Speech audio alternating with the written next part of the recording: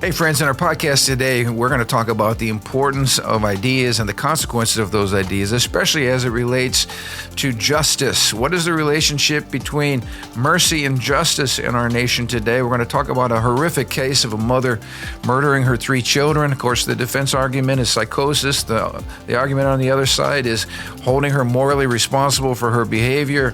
How do those things go together? And we're going to see that if you throw the scriptures out, you throw the biblical worldview out, justice disappears. And that seems to be what we're facing in so many situations in America today, where the true victims are never given justice and the victimizers are the objects of our sympathy and compassion.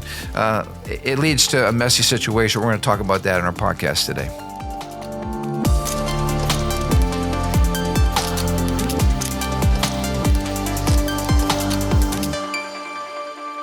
Hey, welcome to the Ron Johnson Discipleship Podcast. So glad you guys could be with us today. We just had an incredible weekend. This fall at Living Stones means a big emphasis on what is our driving engine, which is groups. So, Drew, talk a little bit about that. I guess, we've always been a relational church. That's not new. We realize that if we are going to grow bigger, which is a good thing. We talked about, growing bigger just means more people coming to know Jesus Christ. Every church, every Christian should be for more people coming to know Jesus Christ. And of course, more people means bigger. So we're dealing with that kind of sacred cow that big is bad. Big is only bad if it leads to confusion, isolation, loneliness, all of those kind of things. But it is possible to grow bigger and grow smaller at the same time. Yeah, I mean, the key is having a vibrant, diverse, and a very, very, very focused and well-done groups. Yeah. That's how you can be big and small at the same time. Now, many different churches pick different vehicles for discipleship. The word discipleship means so many different things to so many people. Define that. Right, define that, right? For Southern Baptists, it's Sunday schools, for whatever. Everyone has their own kind of way to disciple. To accomplish that. Yeah, and no criticism or judgment or whatnot, but we found one of the best ways for discipleship in the context of relationship and in groups. That's why for us fulfilling the Great Commission, our lead foot, not just our only foot, but our lead foot is going to be focused on having vibrant, awesome, relationally led groups. Yeah, and that's something, we've always had life groups and believed in groups, but really we're adding more on-ramps this fall. A little bit in September, which is coming up, but big time at the new year. So we're building the infrastructure for that. But it's going to be really, really exciting. Lots of ways for people to get together, find common interests, spend more time in the Word, get grounded. But the thing I like to emphasize in our belong, grow, lead kind of framework is the win for all this is that people see themselves moving on a continuum of growth and eventually doing what's been done to them in terms of people that have loved them, cared for them, poured into them, and then doing that to somebody else. That really is the key to the Great Commission, not just leading someone to Christ, but seeing that person become a disciple of Jesus and a reproducing disciple of Jesus, which is really where the multiplication happens. So I'm excited about that. We had a great meeting last night with our life group leaders and kind of sharing some fresh vision with them. I think everybody left pretty fired up, and I'm excited. I guess we had, did you see that email? 170-some people, or 70-some people, I think, signed up on Sunday. For our groups, just yesterday. And yeah. we're 2 weeks out for our groups. Right, so that's exciting. Yeah. And again, our goal is for everybody to find that place of belonging. Pastor Aaron did such a great job yesterday in his sermon, which I encourage you to go online, go to our Living Stones website and check that out if you didn't have a chance to be with us on Sunday morning. Amen. We have been talking a lot about the ongoing craziness in our society as people become more disconnected from Jesus, from the scriptures, from a biblical worldview. They start looking for other alternatives to make them happy. And one of the things I just saw where Mike Johnson was meeting with Newt Gingrich. Of course, they both have been Speaker of the House. Newt Gingrich was famous for his contract with America that was incredibly successful. And he said to Speaker Johnson that this year is not a year about a contract with America. His take is that the Republicans have done a good job of laying out their agenda. And this is what they're trying to accomplish, whether it's securing the borders or whatever else has been a part of that, and that they are delivering. But he said this year is really about focusing on contrast. And we just saw another situation with a crazy lady in Florida that just got elected, or at least to be the Democratic candidate nominee for Senate. And we don't have to. I was looking at an article about 4 crazy things. I think her last name's Nixon. Interestingly enough, 4 crazy things that this lady, has been saying during her campaign. I mean, she's a radical. What she's her ideology is radical. We're seeing in the Tallarico situation in Texas, and the Syed situation up in Michigan. These people are full-blown Marxists, and he said this election cycle will be between common sense and crazy. And really, I mean, we're talking about the future of our nation, because as we've highlighted, the socialist platform is getting rid of the presidency, getting rid of the Senate, getting rid of borders, getting rid of police, getting rid of prisons, getting rid of the Supreme Court, at least as it's currently construed. I mean, it is a fundamental transformation, to use Barack Obama's term, of America. What's driving all the crazy? Yeah, I mean, socialism has, as much as social, I guess they're trying to contrast socialism and communism. To me, is very, very similar. It's probably a softer term, but yep. You think socialism has been debunked in its effectiveness throughout history, but you see it pop up over and over again. It's like this monster that won't die. And I think before Jesus returns, it probably will never die, because socialism preys on human nature of jealousy, of wanting to be taken care of. And right now we're in the state, and not just in America, but all across the world, in Japan, in Europe, in which we're heavily in debt. So there is what that leads to is inflation, and leads to affordability. It's very difficult for young people to buy a house right now. Grocery bills keeps going up. And all that fuels this demand to say, hey, we want equality. We want the billionaires to pay. We want the rich people to give us their money. We want the government to take care of us. And it just keep hashing themselves over and over again. And that's why I look at socialism. I'm like, wow, this thing keeps coming back, because that contention is always going to be there. It doesn't help that we have gutted history, and history has become activist at a lot of our public universities. Western Civ is dead. So we can't show young people that this has been an epic failure wherever it's gone, to your point. It's led to misery. It's led to death. It's led to, in other words, if your goal is affordability, the last thing you want to do is jump into a socialistic understanding of the economy. Yeah, I'll create hyperinflation. It just destroys everything. I came across a quote I wanted to read from Friedrich Hayek that I thought really nailed it. He said, socialism is the perfect business model for politicians. It creates dependency, and the dependency creates voters, those who live off the state through transfer payments, subsidies, social safety nets, centrally planned privileges. Vote for the one who keeps the taps turned on. The politician becomes the provider, the citizens, the client. The greater the dependency, the greater the power. That's why they love it. Not out of ideology, but out of naked self-interest. I thought, man, that pretty much captured it. Once the taps are turned on, and those taps are the money that comes in through taxing citizens, which we should probably mention that our neighbor to the west just passed the highest toll increase in Illinois history. So now I forget how much we're going to be paying just simply to drive into Chicago and back. Mm-hmm. I forget.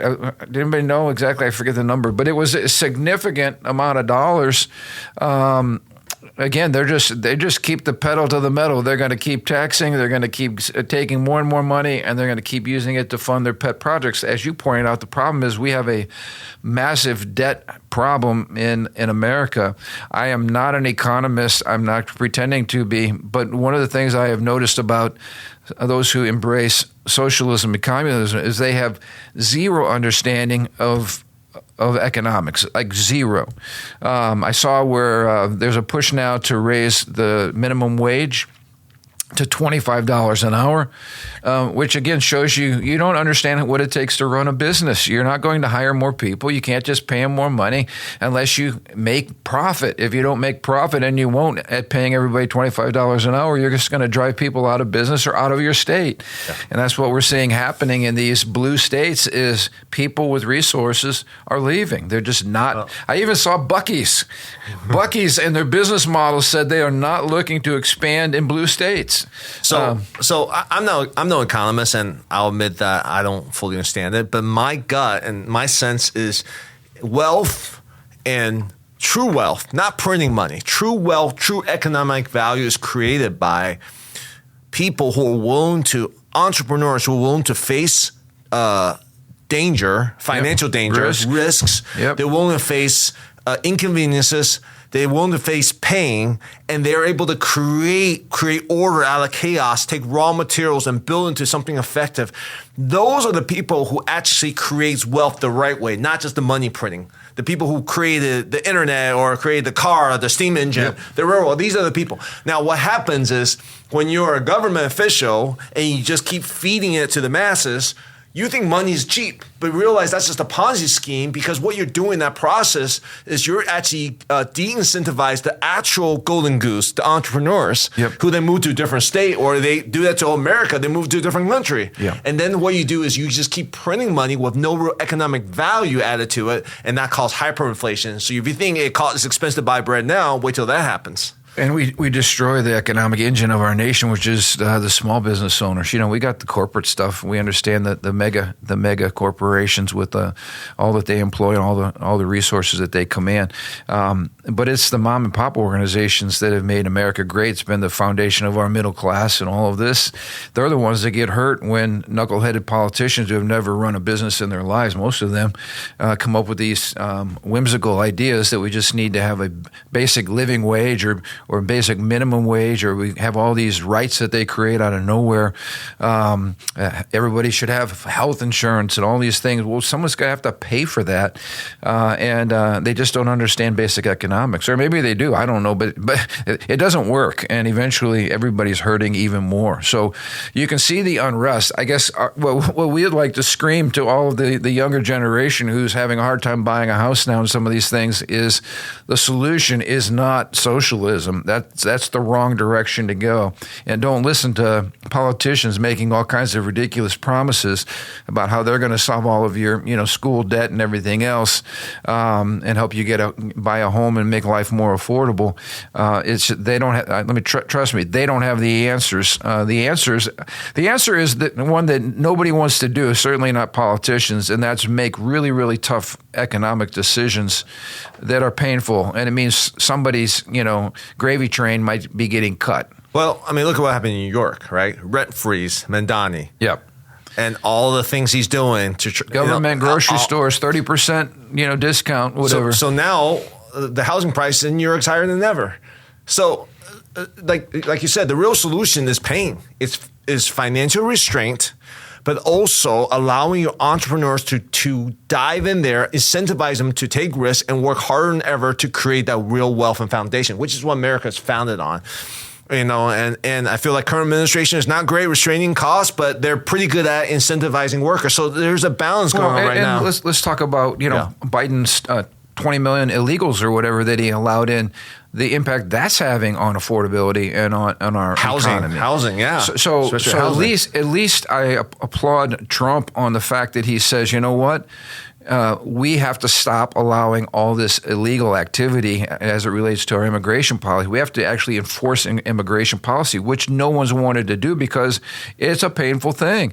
And there's a lot of disagreement on that. And I understand. It's controversial. Right? Very controversial. So it takes guts for a politician to say we need to fix this and we need to return some normalcy to our borders and we need to stop this spigot that's draining our resources and causing inflation to go through the roof. Well, people don't understand the immigration policy is not just a human life issue; it's an economic issue, but also all the fraud that's costing billions and billions and billions of dollars. So there are a lot of moving parts here, but financial restraint for the administration is also painful. That's also painful. Well, it doesn't, somebody famously, I think it was Rush Limbaugh, said it's tough to run against Santa Claus. Yeah, it is. What a great statement. When you have politicians promising to give you everything and you're an immature voter, you don't understand ideas have consequences, it's tough to run against Santa Claus. Yep. If your policy is we're going to balance the budget, which means we're going to have to cut a lot of things. We're going to have to tighten our belt. Yeah. Nobody runs an election on those types of things. Like even what's happening right now in Iran. I'm grateful President Trump took the initiative to debilitate that nation in terms of their military power and their economy and everything else. I think my grandkids are going to be better off because of it. But now it becomes a midterm issue, right? Yep. We have this lingering war that we haven't finished our business over there. So is that going to hurt the president or hurt his party? This is where politics gets in, and it causes us to make bad decisions and not toe the line sometimes on things that were actually good decisions to begin with. Right. So anyway, I hate all of that because I'm not political at all. Anybody that's a principled person or that truly cares about our country or about our future or about making the tough decisions, sometimes those people just don't get elected, and we have a bunch of Santa Clauses. That's not you good almost can't get elected unless you are Santa Claus to a certain degree. Yeah, that's just how the landscape is right now. And what would cure all of this? Term limits. Seriously, if you knew that you had this many years and you knew that this is what needed to be done, you wouldn't care about public opinion polls or anything else. You would lead in a principled way. But once again, what politician is going to willingly put a restraint on their careers? Half of the Senate's been in there longer than we've been alive. So, but I think also just a cultural. This is not easily done. A cultural understanding of restraint. I feel like just economically in America today, there is definitely a culture of indulgence. What car you drive, what kind of house you have, credit card debt. And we're doing this individually. We expect the government to do the same thing. Isn't it interesting that we're complaining about affordability while we're walking around with the latest iPhone and drinking $6 cups of coffee from Starbucks? So well, that's the other thing. That's the other aspect. Is again, our government is a reflection of how we live as individuals. I remember hearing a young man talk about how he's struggling financially and whatnot, and I wanted to go chat with him because I was going to try to support him a little bit, and he whipped out his brand new iPhone, to which I had a really old phone at the time. I'm just thinking, wait a second. It's all about our make choices every day with the resources that they have, bottom line. And not that we don't have affordability challenges, absolutely. But at the end of the day, too, people are making moral decisions and financial decisions and restraint decisions, or they're spending their money on stupid things and then wondering why they don't have any money, for their house or whatever. So anyway, but that's human nature again, and that's I think what we're trying to talk about in this podcast is these are things that you don't correct unless there's a fundamental change in how you view reality, and ultimately because it's human nature that's fallen, unless you have an encounter with Christ, these things just don't go away. Perfect example. We talked about what's happening in Britain with their open borders and allowing all of these mostly Muslim men to come into the country. They're forming rape gangs, which we were made aware of, with thousands and thousands of women who have been raped over the last decade from this behavior. And the good thing is the British government is coming to the aid. All right, this is how they're going to solve the problem. The UK Home Office has published a 9-page guide for these folks titled Understanding Behaviors and Expectations in the UK. And basically they're telling these men that it's not a good thing to do catcalls for women, blow them kisses, follow them, and rape them without their permission. All right, so they're making it clear that raping women is not a good thing in Britain, as if human nature does not just tell us that violating somebody else sexually, a man violating a woman, we know inherently is evil and wicked and wrong because we're made in the image and likeness of God. The worldview blindness here and naivete by the British government is unbelievable. I was on the Not the Bee site and they were mocking this. There are all these memes saying it's also not good to have sex with animals. It's also not good. And I was listing all the things that Muslim men have been guilty of, to eat eat geese or swan or whatever, cook swan. I mean, they said we need to add to that 9-page brochure. Here's all the other things you should tell Muslim men. But it's a worldview problem, and again, we think we can solve it all and make it all go away by just issuing this 9-page clarification guide, so Muslim men will read that and go, oh, I didn't realize it was not right to rape women, as if that's going to actually stop the raping of women by Muslim men. It's part of their culture, and it's part of what they're encouraged to do. And they need Christ, and they need transformation. This is, again, bad government, simplistic nonsense that they're putting up with and hoping try to solve a problem with a brochure. Another thing, in the time that we have left here, I don't know if you've been following this, but I have been sickened, physically, viscerally sickened, because of course I just had a daughter that had a little brand new baby, so I'm holding this little guy in my arms this past week. But following the Lindsay Clancy trial, Lindsay Clancy, if you're not familiar with her, is on trial now for the strangulation murders of her 3 children, Cora, who was 5 years old, Dawson, who was 3 years old, and her 8-month-old child, Callan, who she strangled with workout bands. What's especially disturbing is she is the defense is trying to suggest that it was postpartum psychosis. The problem with that is not that women don't deal with legitimate postpartum psychosis. That would be more of a rare situation, obviously, if it's psychosis, where you're not even in touch with reality. But the murders of her children happened 8 months after she delivered. She also conveniently planned for her husband to be out of the house and at the store when this happened. And then she systematically, while her children watched, strangled her kids. What's even more disturbing is we're living in this culture today where liberal white women, and we've talked about them, are rallying around her. There were literally hundreds of them outside the courthouse in Massachusetts where the trial's taking place, all wearing pink and all cheering, justice for Lindsay, while her husband has his children murdered. And there's no justice for her husband, and there's certainly no cries for justice for these children who are dead. But somehow it is so weird to me, demonically weird to me, that we are seeing a culture that is supporting the criminal, supporting the victimizer instead of supporting the victims. It's just sick. There's women on TikTok making videos, throwing things at walls, almost like venting their aggression or their pain over motherhood. And I mean, it's really I don't know other word for it than sick. I wanted to highlight a couple of things too that were brought out here. It says it's a twisted. This is.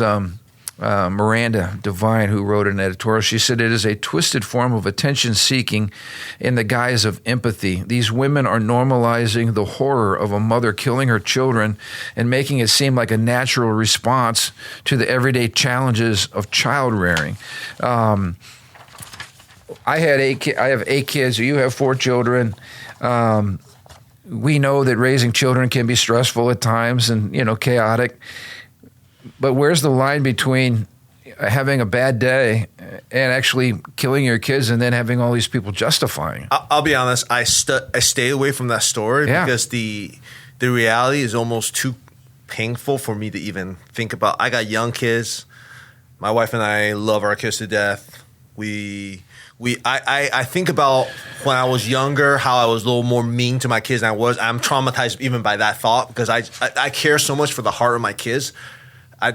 That this whole thing was something that almost emotionally I didn't want to engage. So even as you're reading about, because I saw what happened kind of like side-eye on social media, but I'm like, I don't really want to read about it because it triggers me too much.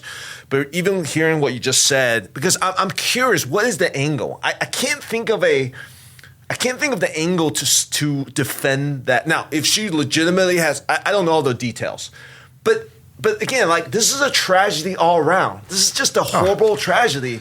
Why even make this like a social media? It's almost like demonic is a good way for you to, I think is a good way to phrase that. But hearing what you said, I think there is a degree of like this resentment towards motherhood maybe that's in there.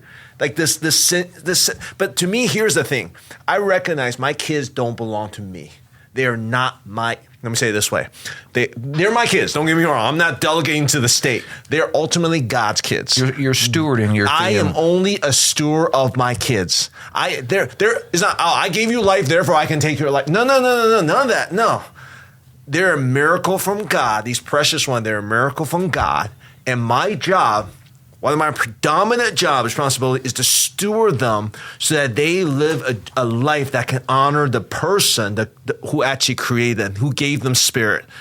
And I think that hearing that story seems to violate that conviction in my heart. I almost can't even look at it. Almost like the demonic fruit of 4 iterations or generations of feminism that somehow justify a woman's autonomy or her mental health to do the most horrific thing. I mean, this was one of the texts that I saw on X, or not text, but tweets. Don't forget that in between murders, she tracked down her 3-year-old son who ran into her father's office to hide from her. He was running into the only place he thought would be safe, which would be where his dad would be, to protect him, 3 years old. I like what Abby Johnson says here. Of course, Abby Johnson has been involved in the whole pro-life movement. She says, quote, "Women just don't kill children like that," end quote. I keep hearing women say this while discussing this case, but the rallying of support around a woman who strangled her children should not surprise us. She writes, "For more than 50 years, our culture has insisted that women should have the right to end the lives of their own children, deliberately, legally, and with full-throated defense of much of the public. So perhaps the shocking part isn't that people can find a way to defend a mother who killed her children. Perhaps the shocking part is that we still pretend we haven't spent decades teaching women that under the right circumstances, killing your child can be justified." I mean, this is the legacy, is it not, of 50 years of abortion rights in America? I think what she just said kind of articulates the truth that I probably don't even want to face in America today. That I have turned, like, I don't, that truth, if what she's saying is true and it sounds like it is so bizarre and crazy. It's like, that's not the reality I want to live in. I mean, it pains me even hearing that. But she might be right. That might be the truth that we have to confront. Well, and again, we kind of get back to the issue: is mental illness real? Absolutely. Is postpartum depression a real thing? I mean, this is less maybe this lady, but the reaction on social media. Oh, exactly. It's disgusting. I mean, she might have psychosis. I don't know the detail, but the social media response to that, it's kind of like when Charlie Kirk was killed. Oh. The social media around that exposes who we really are. And I don't want to live in that reality that we celebrate someone's murder or assassination. It's almost like a horror story to think that this is where we are right now, and I guess that's tragic. Now, this brings up a whole other issue. When Charlie was murdered and we saw the response, and it was weird. A lot of the people that responded that way, like celebratory, were healthcare workers, teachers, nurses, teachers that are teaching our kids. And here they are celebrating the murder of a man who leaves a wife and 2 small children behind. And what it does is it shakes your confidence in our collective community, life together, because you're like, if I'm at the hospital and people know I'm a pastor and I'm being treated by a nurse that's a progressive and his or her political views, and they hate me and they think I'm part of the problem of society, right? I'm the biggest threat to society. How can I trust that they're going to take care of me or do what's right when I need them? Especially in a life-threatening situation, all like public trust is gone. So it's not surprising to me that what's happening on social media now is guys that are in relationships with women who are looking at marrying this woman, and she's coming out like full-blown support of this woman who murdered her 3 children. And now I'm thinking, I'm going to be married to you. I'm going to start a family with you. You're going to be the mother of my children, and you support this kind of behavior? I mean, and this was a situation that was on social media. This was a man that was scheduled to be married to this woman, and she says, so you're really breaking up with me over a effing opinion? And this is what he said. I'm not breaking up with you over an opinion. I'm breaking up with you because that opinion showed me the fundamental difference in our values. I can have compassion for someone struggling mentally without excusing what happened to those children. If I'm choosing someone to potentially be the mother of my kids, I need to trust their judgment completely, especially when it comes to protecting them.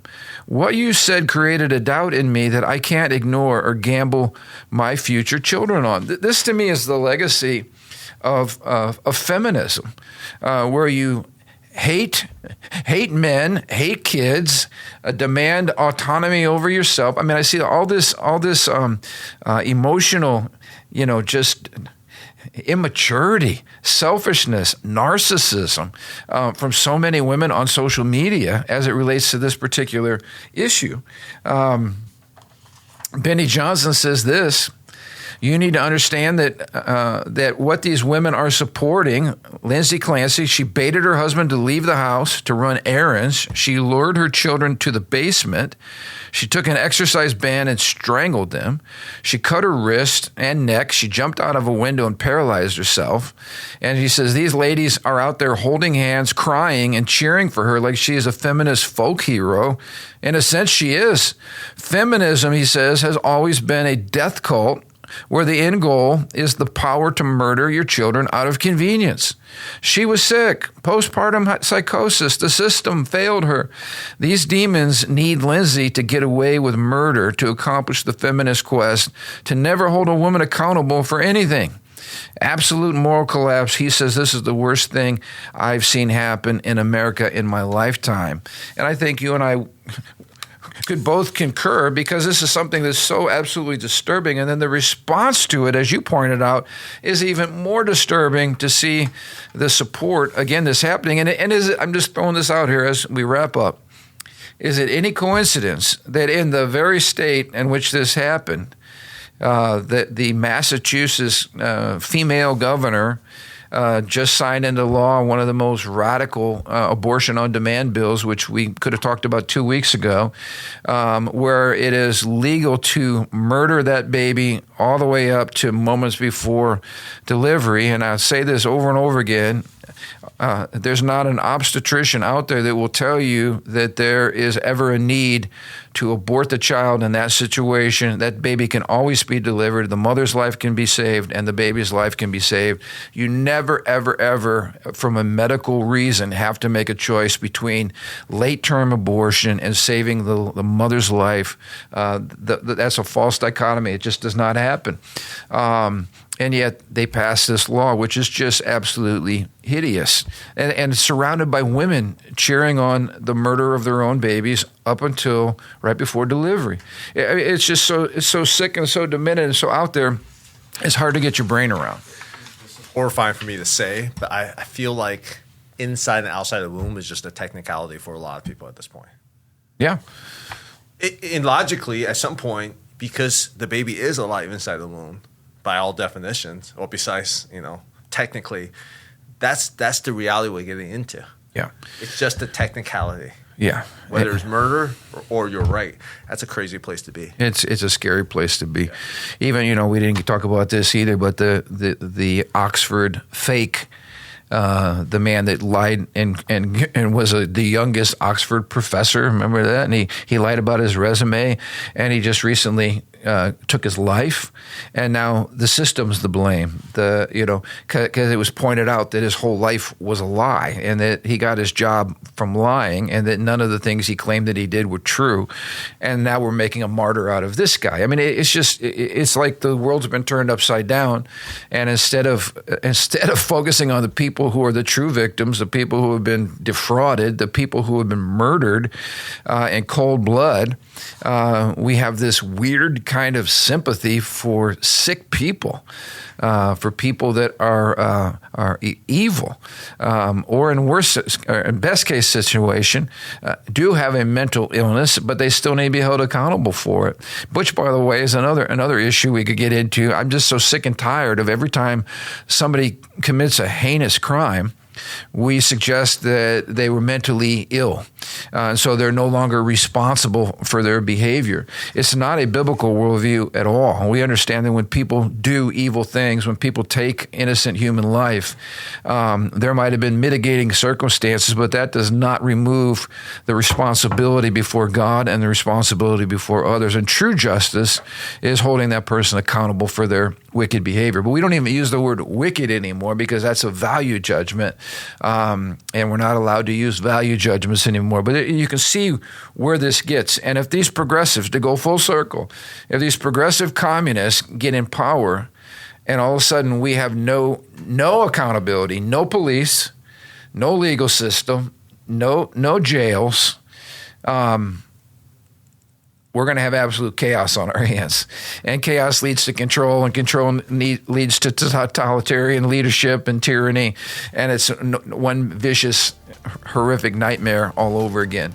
Just look at England. Yeah, God help us. May it stop, and may it not cross the pond. I mean, but literally, this is a season to act, and we'll be talking about this in more detail as we get closer and closer to the general election coming up in November. Not that elections solve all of our problems. We're not suggesting that at all, or that our problems are fundamentally political. We believe our problems are fundamentally spiritual, which is why, again, going full circle, we started off with life groups and groups in general, and how important it is to be connected. But it's about discipleship. It's about not only getting people born again, but teaching them the ways of the Lord, and teaching them a biblical worldview, and teaching them the principles that lead to the blessing of God on a nation. That's why we do what we do. That's why we do this podcast. So thank you so much for tuning in. We look forward to seeing you next week.